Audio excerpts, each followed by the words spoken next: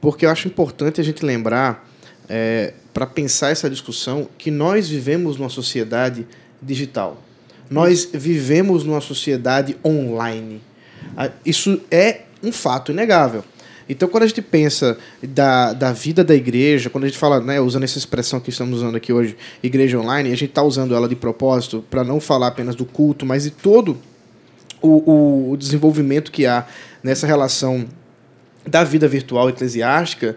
A gente tem que lembrar que realmente hoje as pessoas estão com o celular na mão.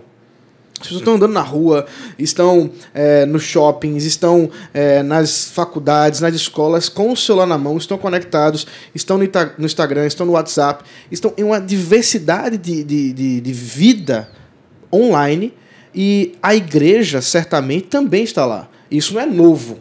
Né? Isso não começou com a pandemia.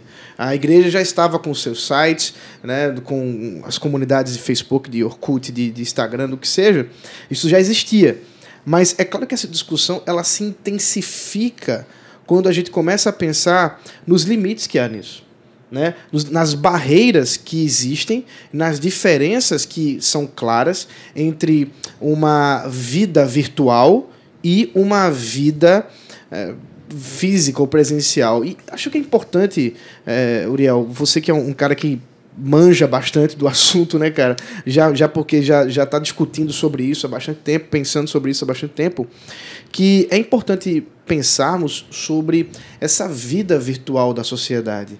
Muitas pessoas hoje elas estão muito mais no mundo virtual do que na vida, assim, fora dessa internet. Se você desconectar o fio da internet, é como se você desconectasse a vida daquela pessoa.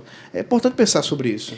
Não, é verdade. E assim, como você bem disse, Ronaldo, hoje a nossa sociedade é digital, né? Nós vivemos numa cultura digital. Uhum. Para você ver, quando cai o WhatsApp, né? Várias vezes o WhatsApp caiu. Um desespero. Nossa. Desespero. Empresa para de funcionar porque só funciona através do WhatsApp. Empresa para de vender. Uhum. Igreja não consegue se comunicar porque é através de grupo de WhatsApp. Aí vai para o Telegram porque é outra ferramenta de comunicação via mensagem. Então, assim, a gente não pode negar que não tem outra forma da gente se comunicar de maneira rápida se não for com a internet. Isso. E o que essa pandemia trouxe é que uma das verdades é que a internet que muitos pastores falavam que era do diabo lá atrás, hoje é a internet que transmite os cultos da igreja dele, né? Por mais que nós temos pontos negativos, mas nós precisamos destacar os pontos importantes também e a necessidade que nós precisamos ter de nos aperfeiçoar em relação a isso. Uhum. Não dá para viver hoje sem comunicação, sem internet. Mesmo que você viva escondido sem internet, de alguma forma, você precisa de internet. A igreja hoje, com todo esse momento de pandêmico, ela percebeu a necessidade que ela tinha de se aperfeiçoar. Eu lembro, a gente parece que não virou o ano, né, por viver o mesmo momento, mas há um ano atrás eu participei de uma live com o pessoal da Consciência Cristã e a gente falava sobre isso. No início de tudo, achava que era uma coisa momentânea. Nós comentávamos sobre isso, sobre a dificuldade que a igreja enfrentaria para se moldar de forma assim, útil. Porque, igual a gente estava conversando antes aqui da gravação, é muito ruim você ouvir, Rodrigo muito mais do que nós sabe, porque trabalha com áudio, tem mais conhecimento que nós. Você ouvir uma mensagem, uma palestra, uma palavra com áudio ruim, com imagem ruim. Então a gente conversava nessa época na Consciência sobre a dificuldade que a igreja enfrentaria para oferecer o mínimo, porque a maioria das igrejas não se importava com a internet. Falava que a igreja era só o presencial, e eu concordo com isso, mas eu acrescento o que o Rodrigo falou, é que assim, a gente tem que lembrar que por causa desse momento, o que a gente está fazendo é uma gambiarra. É momentâneo. A igreja não é online, o culto não é online, nós estamos adaptando devido à necessidade. Não significa que quando acabar a pandemia a gente tem que excluir os canais no YouTube. Então tem muita coisa que veio para ficar, né? Sim, pelo contrário, a gente tem que falar assim, tá vendo o tanto que a gente está alcançando? Tá vendo quantas... Eu acho que foi para você, domingo, o culto lá na Igreja Presbiteriana de Pinheiros com Hernandes, 10 mil pessoas assistindo o culto vespertino. E tinha 6 mil pessoas assistindo lá no Paulo Júnior, na Igreja a Aliança do Calvário.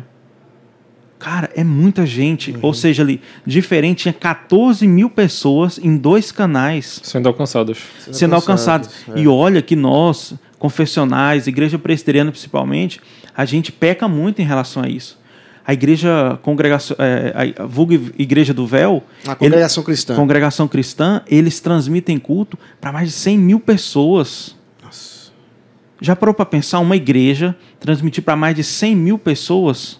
Mas por quê? Eles já eram engajados nisso. A Igreja Adventista é um dos melhores exemplos em relação ao engajamento com rede social e com mídia. Igreja Adventista tem televisão, canal de televisão. Ela tem há muito tempo. Muito tempo, muito antes de se achar que haveria Covid-19.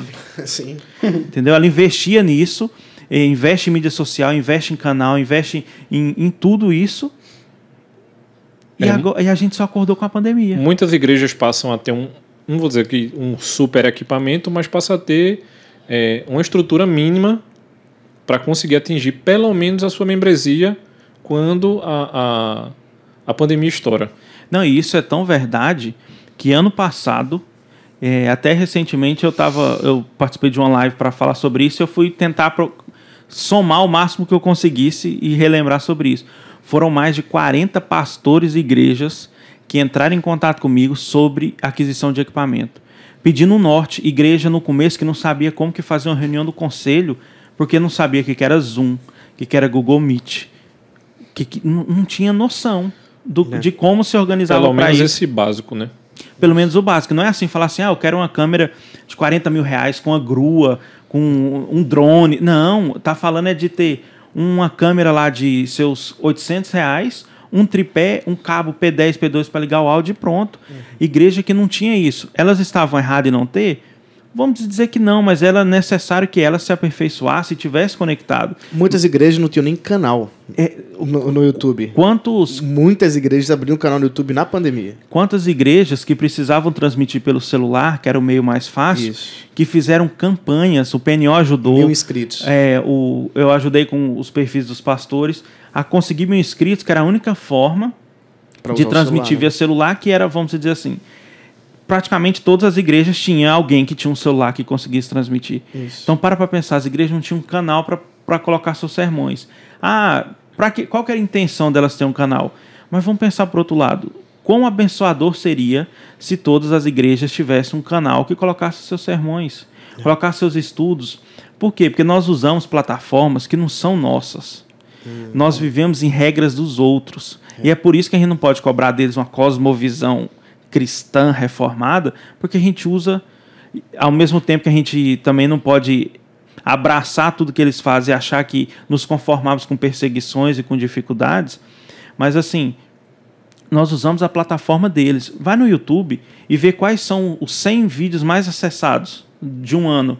Não tem um sermão ali, não tem uma palestra, não tem uma aula de escola dominical. A maioria é para criança, né? A maioria é para criança. Tem umas coisas muito interessantes isso aí. Que é o público-alvo, porque é onde dá mais rentabilidade. Porque eu tenho parente que faz isso. Coloca lá na televisão para criança e deixa rodar Lucas Neto, Felipe Neto, não sei o que Neto, e tudo de ruim que Neto, tiver. filho, e fica lá rodando no infinito. No looping. No loop infinito. Então, assim, por que nós não podemos investir nisso? E eu não estou falando que a igreja tem que gastar com isso. O Hernandes, ano passado, fez uma live com o Augustus e ele falou assim, que a oração dele é que essa pandemia despertasse nas igrejas o interesse das redes sociais. Mas não só o interesse de ter uma transmissão pelo celular, mas investir em equipamento. Intencionalmente. Falar assim, eu quero alcançar pessoas.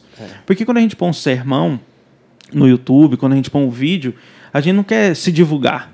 Isso. A mensagem. É a mensagem. A gente quer que o se divulgar que a gente quer é o evangelho que está sendo falado ali. E assim, mas meu canal tem 100 visualizações cada vídeo. Para pensar que ali foram 100 pessoas que ouviram o sermão. Eu vou pegar um caso que aconteceu ontem lá na igreja.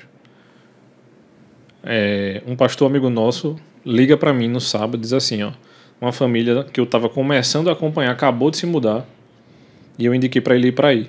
Então, no próprio sábado, eu entrei em contato com aquela família e o filho dessa família fica doente à noite. E aí, a gente não está nem falando em contexto de pandemia. É a pessoa Todo mundo fica doente impossibilitada. sem pandemia. A gente tem que lembrar disso, que as pessoas morrem verdade. sem pandemia. Existem outras doenças, né? Então, a família impossibilitada de cultuar, mas ela poderia pelo menos acompanhar. Tem um momento de reverência. E aí ele entra em contato comigo pela manhã e diz assim: pastor, eu não consegui ir, meu filho está doente. Eu disse: meu irmão, então faça o seguinte, a nossa transmissão da noite começa às 18h30. Olha o link Acompanha. Acompanha, porque já começa a conectar com a igreja. Isso. Então, eu gosto muito de pensar em duas coisas, e eu digo que o Senhor usou Ronaldo para uma dessas coisas. Porque eu sempre gosto de pensar no enfermo. Sempre haverá pessoas na igreja que não poderá assistir. E o outro caso que Ronaldo, a gente conversou muito durante o ano passado haverão pessoas que não conhecem o evangelho e vão procurar uma igreja perto dela, e se essa igreja tem transmissão, é a mesma ideia dessa família que estava doente, começando a chegar, já começa a conectar. Eu e o Ronaldo fomos procurados por um menino na primeira igreja presbiteriana do Recife, no encontro da Fé Reformada do ano passado. Nesse outubro. E disse assim: eu vou para a igreja de vocês. Falou comigo, falou com o Ronaldo. Isso. O menino hoje é membro da igreja, ele é a noiva. Isso. Então, Tocando, assim, inclusive, né? tocando, inclusive. Então, a participando. gente perde esse tipo de conexão justamente porque a gente acha que transmitir é levantar uma bandeira de um grupo de pessoas que querem ficar famosas.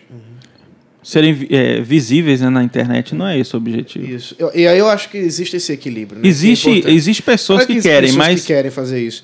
Mas a intenção da igreja não deve ser essa. A intenção da igreja deve realmente ser edificar o povo de Deus.